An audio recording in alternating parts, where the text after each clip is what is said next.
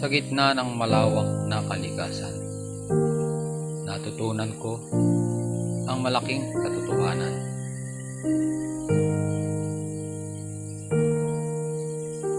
Ang tunay na tahanan ay hindi lugar, kundi ang taong mahal mo.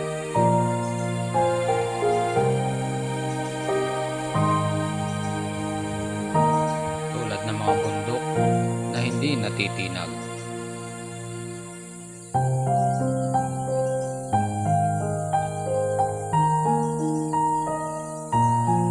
ang pag-iisa ay matibay at walang katapusan.